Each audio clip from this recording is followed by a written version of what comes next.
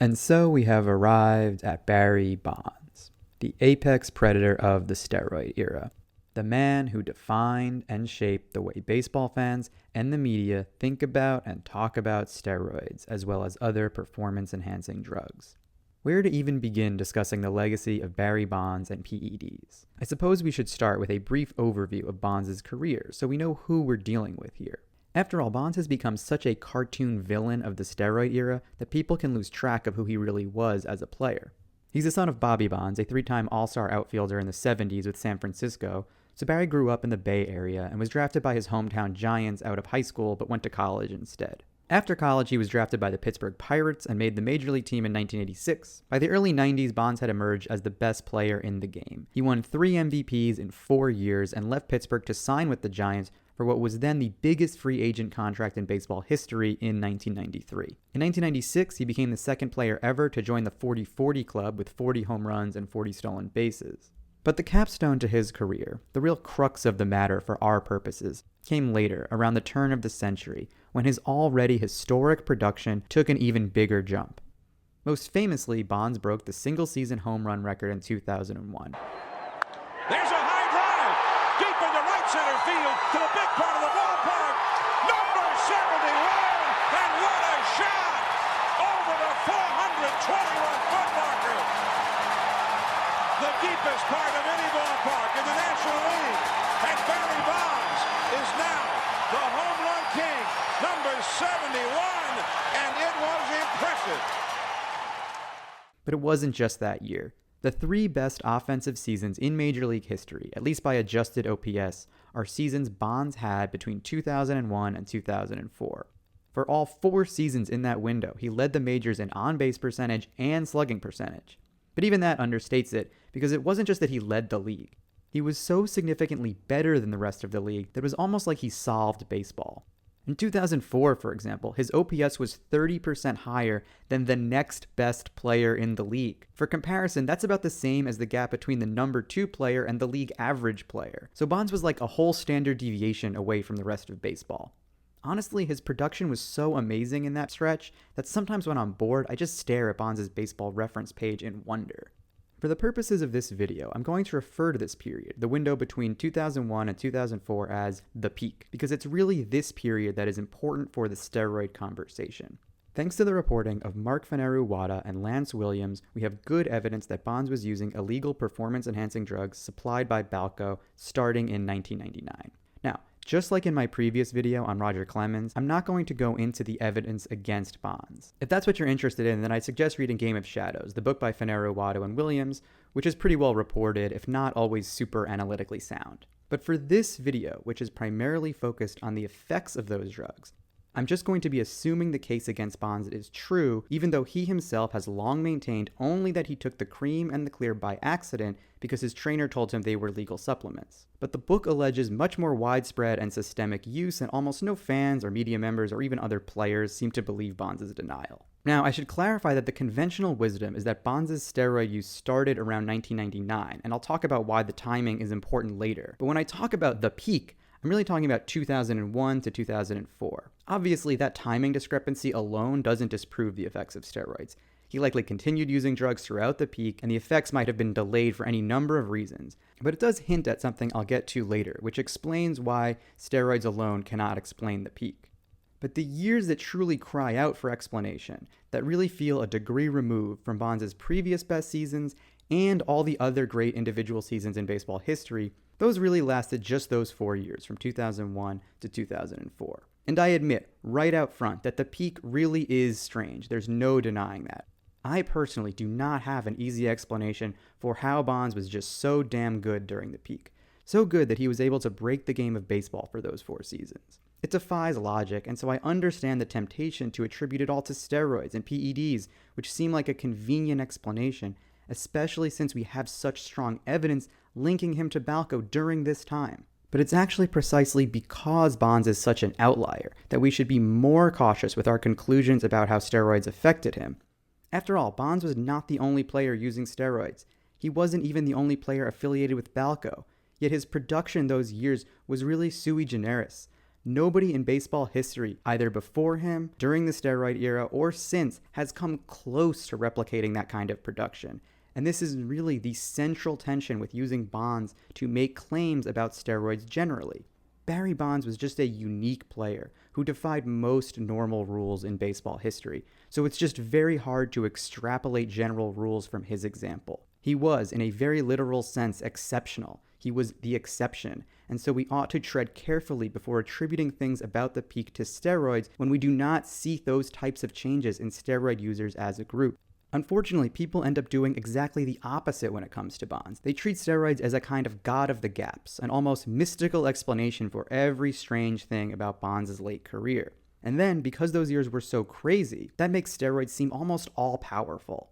After all, if they can explain the peak, then there's almost nothing in baseball they couldn't theoretically explain. So steroids become almost magical in the popular imagination. And so for the rest of this video, I'm going to go over Bonds' career in some detail, before the peak, during the peak, and after, and without attempting to fully explain the peak.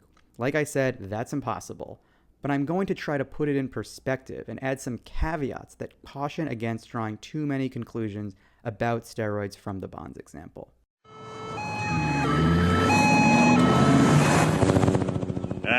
Not a bear in sight. The Bear Patrol must be working like a charm. That's specious reasoning, Dad. Thank you, honey. By your logic, I could claim that this rock keeps tigers away. Oh, how does it work? It doesn't work. Uh-huh. It's just a stupid rock. Uh-huh. But I don't see any tigers around here, do you? Lisa, I want to buy your rock. The case against Bonds really revolves around three things about the peak that stand out as very strange and significant. All three are related, so it's hard to talk about them separately. I'm going to be bouncing back and forth between all three, but I want to spell them out explicitly to start with and summarize all 3 points people love to bring up about Bonds on steroids: his body, his age, and his stats. First, his body. As I mentioned in my video on myth number 3, I really hate talking about this because so much of steroid discourse involves fans squinting at photos to see if someone's muscles are too big, as if there is some way for an outside observer to know whose strength is quote-unquote natural and whose is suspicious. That shit is gross, and often it's so subjective that it's not worth talking about. Half the time when someone shows before and after photos of a supposed steroid user, the guy in question looks exactly the same, only older. But Barry Bonds is the exception. His body really did change significantly, and you're a fool not to see it. If you look at Barry Bonds in the early 90s with the Pirates, or in his early San Francisco years even, he looks thin. After all, he came up as a speed and defense guy, a leadoff hitter who stole bases. But by those 2001 to 2004 seasons, he was huge. Infamously, his hat size even grew. Now, I'd be cautious about some of the claims you read about exactly how big Bonds got and how much weight he gained. Sometimes you read 20 pounds, other times 30 or 40 or as much as 55. I don't think you can get a firm answer on that, but it's clear he did add a significant amount of muscle mass, enough that it certainly stands out as strange. The second strange thing is his age. Bonds' 4 best seasons came between the ages of 35 and 40, which seems like a huge red flag given how most baseball players age. Now, again, I did an earlier video disputing the idea that steroids extend players' careers, and part of my argument was that it's actually not that unusual for great players to defy the typical aging curve and have historic years in their mid to late 30s. Hank Aaron did it, Ted Williams did it, Willie Mays did it.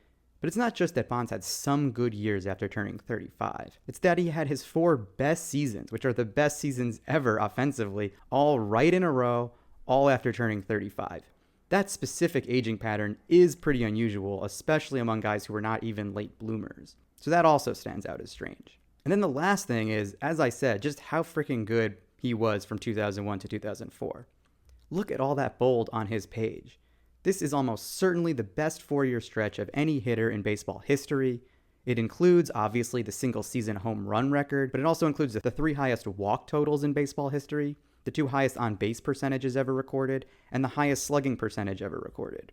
The only seasons that really compete with this stretch are certain Josh Gibson seasons in the Negro Leagues, but they were only about a third as long. Bonds during the peak was just so good that it's tempting to invoke some chemical or pharmaceutical explanation for those years.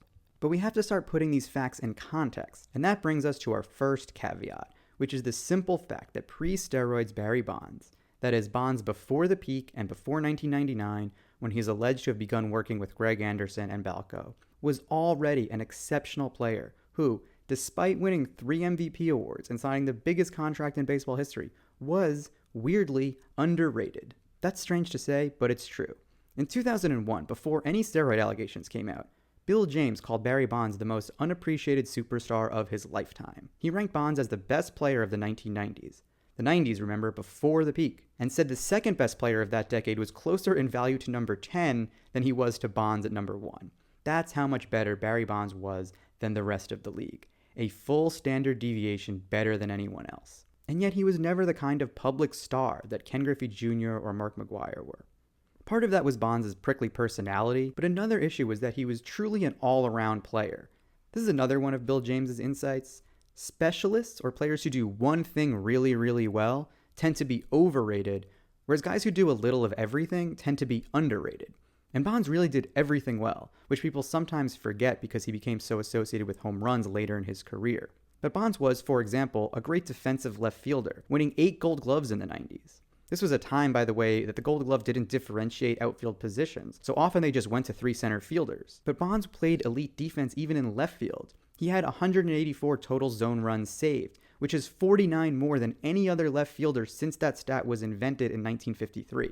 Bonds was also an elite base runner. From his rookie year through 1998, he averaged 33 stolen bases per season at a success rate of over 76%. Obviously, he joined the 40-40 club in 1996 before his association with Balco, and his 514 career stolen bases rank him 34th all time.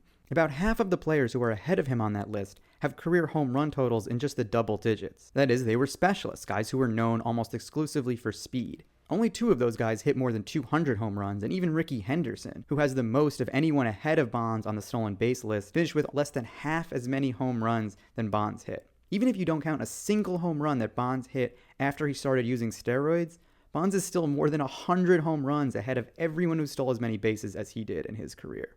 So this is the first caveat when it comes to understanding Bonds, that he was already a historically great and unique player capable of doing unprecedented things before he was ever connected to PEDs. Given this, we ought to expect historic things from Bonds, even if his greatness was taken for granted in the 90s. Because prior to the peak, his greatness didn't really manifest itself in traditional counting stats. In the 90s, he never led the league in stolen bases or in batting average, and only once each in home runs and RBIs, so people didn't quite appreciate just how good he was. Look at it this way. In 1998, the whole baseball world was consumed by Mark McGwire, Sammy Sosa, and their home run chase. By that summer, every home run from either of them was news. They were on the cover of Sports Illustrated, and TV broadcasts would cut into other games to show their at-bats. When the MVP voting was announced that year, McGwire got 2 votes, and because the Cubs made the playoffs that year, Sosa got the other 30. But who actually led the National League in wins above replacement in 1998, according to Baseball Reference? Barry Bonds. Bonds had more hits than McGwire, more walks than Sosa, more stolen bases than the 2 of them put together, and he rated as a much better defensive player than either of them. Yet where did Bonds finish in MVP voting that year? In 8th place, behind guys like Trevor Hoffman and Greg Vaughn. So it seems that shortly after that, Bonds made a choice. He was going to start hitting more home runs. This is a major part of the reporting about his steroid use, which usually lines up with 1999 as a start date. And in Jeff Pearlman's book about Bonds, Love Me, Hate Me, he tells the story of a dinner that offseason between Bonds and Ken Griffey Jr., where Bonds expressed frustration that he was being overlooked in favor of guys like McGwire, who everyone supposedly knew was on steroids. And Bonds allegedly told Griffey at that dinner that he was going to use, quote, some hardcore stuff, end quote, that next season. Now, Griffey denies that this conversation ever happened, but the timeline is backed up by other evidence. No matter what Bonds was taking or when he was taking it, though, what we can see clearly in the data is that he changed his approach around 1999 to become less of an all-around player and more of a home run hitter. And this brings us to the second caveat, which is that it's really hard to separate Bonds' decision to use steroids from other adjustments he made around the same time, all in service of hitting more home runs. In other words, around that time, going into the 1999 season, Bonds clearly made the conscious choice to become a more one-dimensional, home run-focused hitter. Prior to that season, he averaged only 32 home runs per year. Like a lot of hitters, he'd seen a modest increase when the juice ball was introduced in 1993, but not a super huge one. Home runs weren't really his game. Like I said, he was an all-around player. But going into 1999, he adjusted his approach. He struck out a little more. He hit a lot more fly balls and fewer on the ground. And of course, as I mentioned, and as everyone likes to point out, his body started to change as he added more muscle. Now, there's sort of an ongoing debate over whether Bonds could have added so much size without steroids. For what it's worth, Victor Conte, the founder of Balco, who might want to take credit for Bonds' success, doesn't think the size issue proves anything. All this stuff that's in the game of shadows is garbage, okay? Them saying, oh, he wore this size jersey, and then he wore this size shoe, and then, oh, his head got bigger, and all this stuff. When I was his age, when you see those pictures of him and he's real skinny, I weighed 145 pounds. Well, yeah, but I mean, in fairness, the man also put on 20 pounds in an off season, which, I mean, maybe it could be done with he did, and that's exactly what he put on. But that he does weighed raise 208. eyebrows. So yes, he put on 20 pounds. Now, let me say this. If you had never trained with weights before, and you jumped up your caloric intake and you knew the right timing with all the nutrition, and you already weighed, he's 6'2.5", he's a tall guy. Is it possible through proper nutrition and weight training to put on 20 pounds in a year? And the answer is yes. And whether you believe Conte or not, I don't have a hard time believing that an elite, once-in-a-generation athlete like Bonds could have added muscle very quickly through advanced weight training. But the question of whether steroids were necessary sort of misses the point. The big thing with Bonds isn't how he added his size, it's that he was trying to add size in the first place.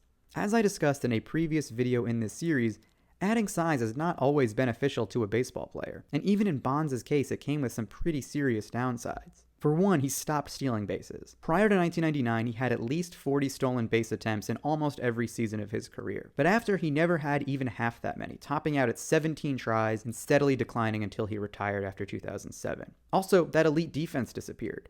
1999 was the first year he was below replacement level in the outfield, according to Baseball Reference, and that would be true for the rest of his career. He even hit fewer doubles and triples, focusing instead on pure home run power. But his home run rate did go up.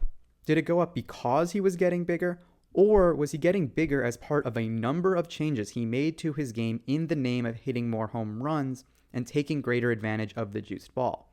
In other words, were steroids and his increased size the cause of the change or a symptom of that change? Now, when I make this argument, I always get pushback because it sort of sounds like I'm saying baseball players can just decide to hit more home runs. And if it were that easy, everyone would do it. I know it doesn't really work that way for most human beings, but I think maybe it kinda does for Barry Bonds. Remember, the start of the peak was in the most home run friendly environment in baseball history. Do I believe that Barry Bonds, who was maybe the most gifted hitter who ever lived, could have, in that environment, simply adjusted his training and his approach at the plate to hit more home runs? Yes, I do. And I don't think that explanation makes less sense than invoking the wonders of some magical drug that Victor Conte also sold to the likes of Bobby Estalella and Armando Rios. I suspect Bonds was able to redistribute some of the skill that had previously gone into defense and base stealing into bringing his home run rate in line with less skilled hitters like McGwire and Sosa. Because outside of 2001, which really was an outlier of a year, Bonds' home run rate during the peak wasn't that out of line with other historically great seasons. The 2002 to 2004 years are around what Aaron Judge did in 2022, what Babe Ruth did several times in the 1920s, and what other sluggers like McGwire and Sosa were doing in the 90s. And then, notably, Bonds did decline. This part of the steroid myths always drives me bananas, the idea that steroid users defy the aging curve. But after turning 40, Bonds did drop off. He missed nearly all of the 2005 season with injury. In 2006 and 2007, his home run rate fell way off, dropping below where it had been for most of the 90s. And this is a third caveat about the peak, which is that it really was short-lived and did not prevent Bonds from aging the way a normal hitter ages. It's certainly weird that he had those 4 amazing seasons back to back to back to back, but that would have been weird at any point in his career. The fact that it happened in his late 30s really doesn't mean much to me. But the reason people believe the peak was longer than it actually was gets us to our fourth and final caveat, which is really about the walks. You might notice that I've been talking about Bonds' home run rate and not really his home run total, because outside of his historic 2001 season, Bonds' home run totals were not all that startling, and his cumulative home run total over those 4 seasons don't actually come close to the runs that Mark McGwire and Sammy Sosa had in the 1990s. He never reached 50 in any season besides 2001. But Bonds' home run rate, that is how many at-bats Bonds went between home runs, was roughly the same as other historic seasons by McGwire and Sosa and Babe Ruth and Josh Gibson. The difference in Bonds' case is all the walks he drew, which substantially lowered his total at-bats. Now, Barry Bonds was always exceptional at drawing walks. He led the league in base on balls basically every season he was healthy from 1992 through his retirement in 2007, the only exceptions being 1998 when Mark McGwire beat him during the home run chase, and 1993 when Lenny Dykstra finished one walk ahead of Bonds somehow. But Bonds' real superpower, the thing that made him such an elite hitter, was his eye. His walk rate, even before the peak, was nearly 17%, ranking him among the best of all time, ahead of Rickey Henderson and Joe Morgan and Carl Yastrzemski. And then, when he started hitting home runs, it went to another level. During the peak, Bonds' walk rate was over 30%. That's insane. Neither Babe Ruth nor Ted Williams had even a single season with a rate that high, let alone 4 whole seasons. When Juan Soto did that for just a month a few years ago, it was big news. And some of that was Bonds' eye, but some of it was a collective freakout around the league about how to treat Barry Bonds. Put simply, the rest of baseball kind of went insane. They basically stopped throwing Bonds strikes. In 2004, he was intentionally walked 120 times, and that's just counting the official intentional walks, not times he was pitched around.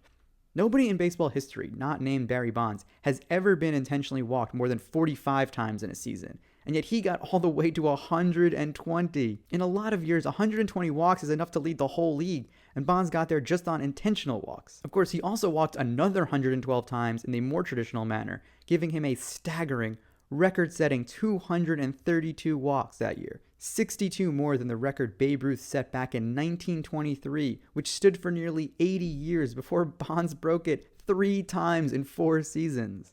And that's what really made Bonds' stats during the peak so exceptional. More than the home run rate or the batting average, it was all those walks. The walks drove up his on-base percentage, which drove up his OPS, which drove up his OPS+. His on-base percentage was over 600 in 2004. It was 559 over a 4-year period. Not even Babe Ruth or Ted Williams had a stretch like this. And it's why Bonds' peak is so much more impressive and valuable than even the numbers Mark McGwire and Sammy Sosa and Ken Griffey Jr. were putting up in that era. Now, why did this happen? Why was Bonds getting walked so much? Obviously, some of it was his home run rate. Teams were scared to pitch to him because he was hitting so many home runs. That always happens to guys during record-setting seasons. It happened to McGwire in 1998, to Roger Maris to some extent in 1961, and it happened to Aaron Judge just a couple years ago in 2022. But with Bonds, it's a little different because the real spike in his walk rate came after 2001. That is, after his record-setting season, when his home run rate actually went down to more recognizable levels. In other words, I think a lot of what happened here was a kind of groupthink around the league. Once teams started walking Bonds so regularly, that became the standard game plan against him across baseball. Usually, it's embarrassing to intentionally walk someone 3 times in 4 games. But for Bonds, by 2004, that was standard. You were more likely to be criticized for not walking Bonds than for putting him on base for free. And so it's impossible to separate Bonds' production during the peak from the league's reaction to Bonds' production during the peak. He was so great that nobody wanted to pitch to him, which made him look even better. One last thing on all the walks. It's often remembered that Barry Bonds was once intentionally walked with the bases loaded, which is true, and it's fucking crazy, excuse my language. He's the self-proclaimed best player of his generation. Nobody in the decade of the 90s has more home runs, more RBIs, more runs scored than that man. Well, I remember a quote from Johnny Oates last year when he faced Ken Griffey Jr. with the bases loaded, and he didn't intentionally walk him, and Griffey went deep. And he said, if I had a 20-year contract, I would have walked Jr. with the bases loaded. And Olsen might want to do this here with Barry Bonds, but he won't. Olsen, 5 walks in the 9 batters that he has faced. And look at him with the bases loaded, an intentional walk to Barry Bonds. Unbelievable. Maybe he's got a 20-year contract. This is flat out saying, I will not let you beat me. This is history. But what's often forgotten about this story is that it happened in May of 1998. That is, it was 3 years before his record-setting 2001 season and the start of the peak. And crucially, it was before Bonds allegedly began using drugs.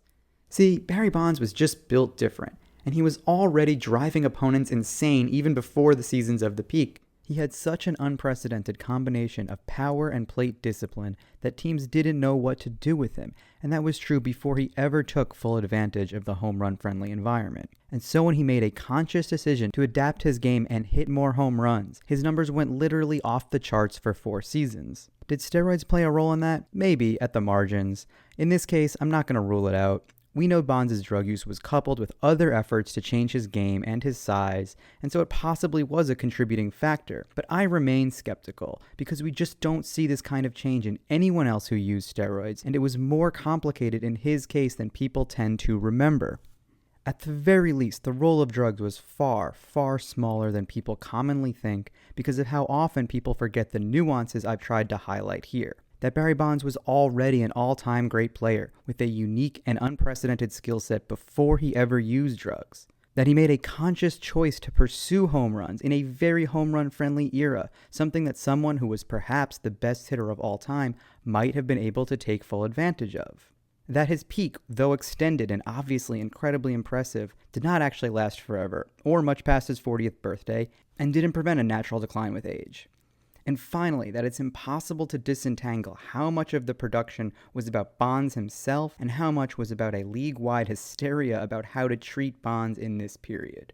But most of all, before we end, I want to stress that Barry Bonds was just so exceptional, such a unique example, both in his on-field skill and the off-the-field circumstances of his biography and background, that it's just hard, if not impossible, to draw big general conclusions from his example. Even if you find nothing else I've said in this video persuasive, I hope you will at least realize that we can't make general inferences about steroids and the steroid era from Barry Bonds because he was such a one-of-a-kind player. I know it's tempting because his peak was so crazy that it seems like steroids must be able to explain every crazy thing, but that's magical thinking, and it's how myths get started and facts get ignored. As much as it pains fans to admit, Barry Bonds' peak was not created by steroids. It was created by a player who, for whatever flaws he has as a person, was a unique and historically skilled baseball player. When they unveiled it and you saw that 25 in between Mays and Marichal, what did you feel? Now, me and my dad have Willie surrounded, and there's nowhere in the hell he can go now. That's exactly what I thought. But that 25 is my father and me. I look up there, I can remember my dad being 25. I just have to remember it's me, you know, because 25 was always my dad. When you return to this park, what does it mean to you to know, if you do feel this way, that you played a part in building the legacy here, building the history of what's going on here? I think the park thing is more to me than the number thing, because I built this park. That's all. Now, when I walk in this ballpark, I know whose house it is. You know, it's our house as a unified city, but I know who did that. Willie never played here. McCovey didn't play here. None of them played here. I played here. So I know who did that part. Now, that about wraps it up for this series on the steroid myths. I'm not saying I'm necessarily done with this subject forever. I may come back and revisit it since I seem unable to help myself, but at least for now, I'm finished, and I want to thank everyone who's watched these videos. I really appreciate it, and I've appreciated the comments and the debates we've had. I'm going to take a break and hopefully return with some new videos on a new subject in the summer, so check that out, and check out other stuff on the page, like my series on Alex Rodriguez, and subscribe for free to the Substack. Anyway, I hope you've enjoyed watching the Steroid Myth videos as much as I've enjoyed making them. Signing off.